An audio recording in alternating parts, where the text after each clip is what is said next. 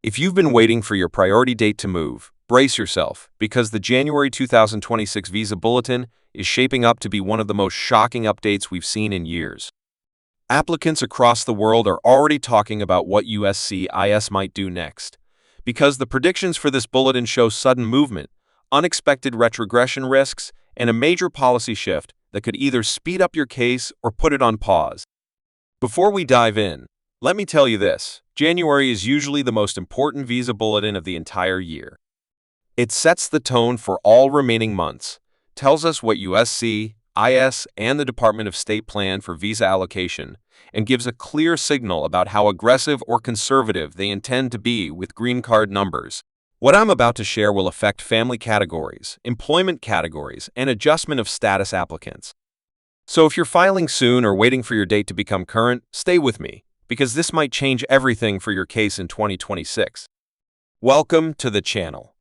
Today's video breaks down the January 2026 Visa Bulletin predictions and explains what applicants can expect, why USCIS may be shifting its processing strategy again, and how these changes may influence not only priority dates but also interview scheduling, backlog, reduction, and possible spillover from unused family or employment visas.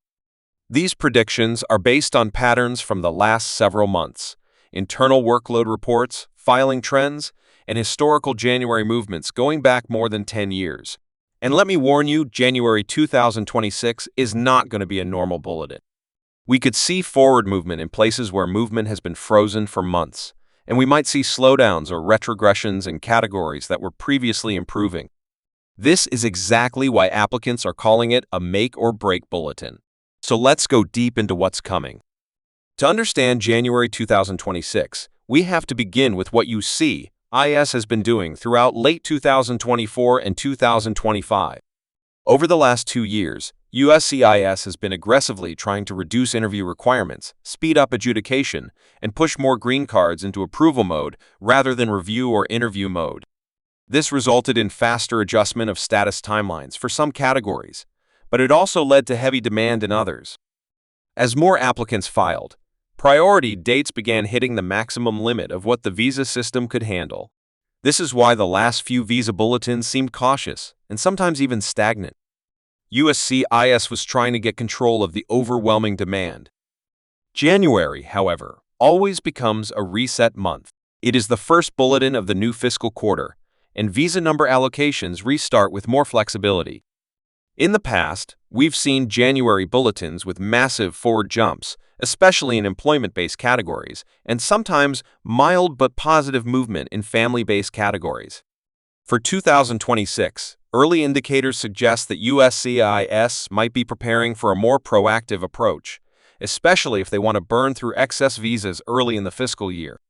This means the January bulletin could show the biggest jump we've seen since 2022. But there's a catch.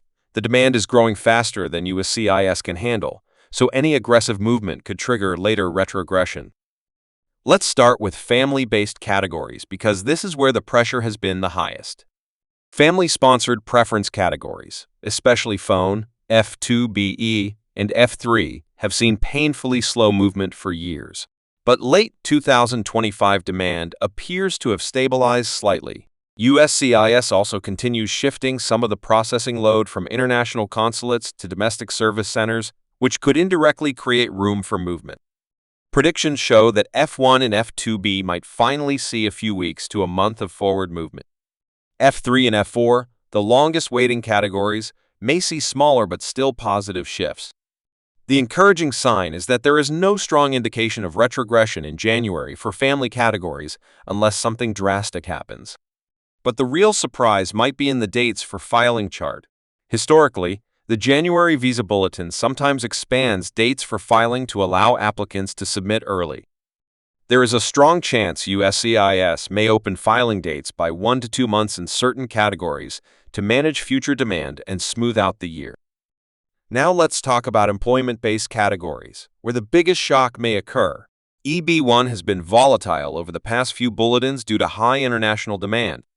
For January 2026, the prediction shows EB1 worldwide may inch forward again after holding steady for months.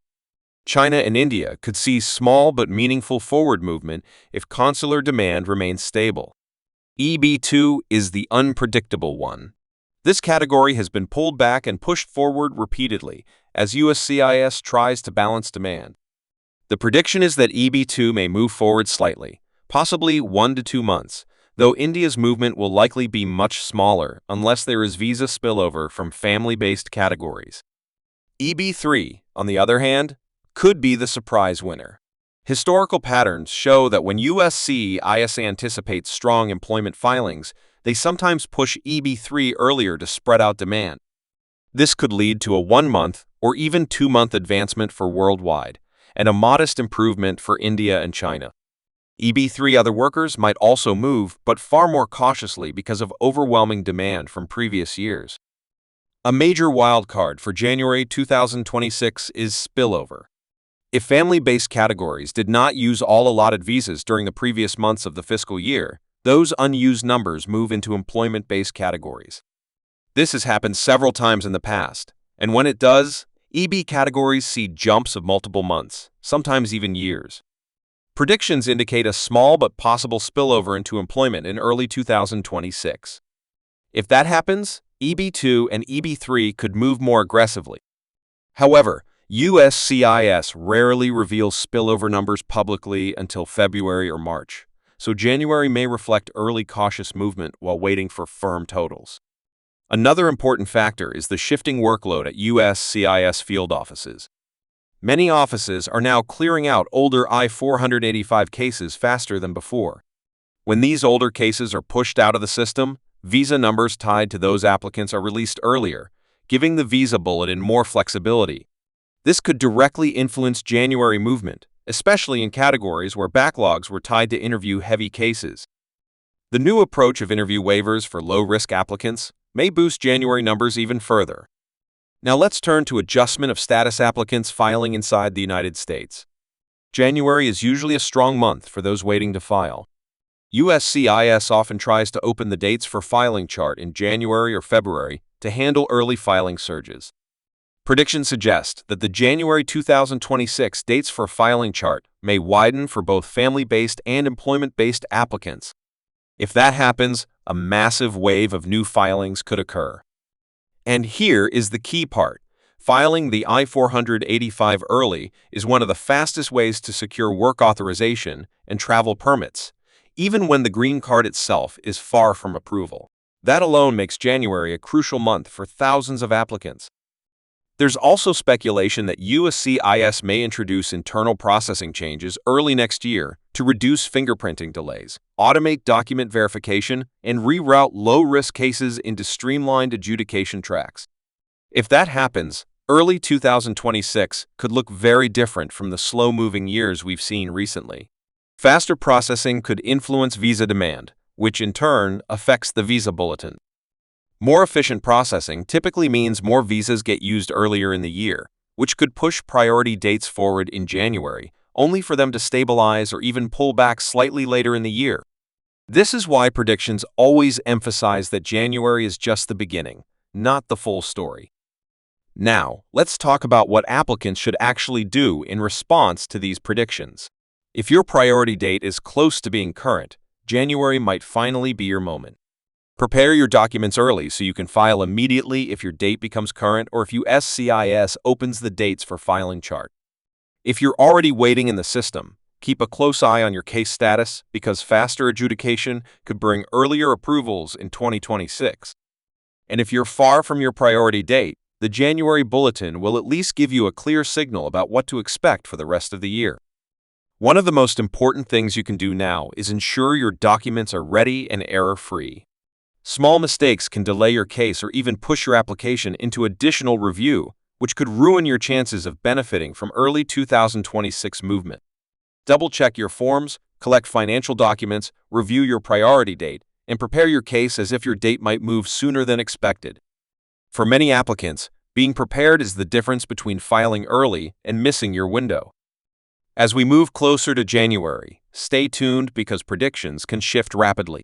USCIS may announce new guidance, adjust their workload strategies, or even shift priorities based on demand. But as of now, all signs point to a January Visa Bulletin that brings movement, surprises, and a new direction for 2026. This could be a month of hope and opportunity for many applicants worldwide. Thank you for watching.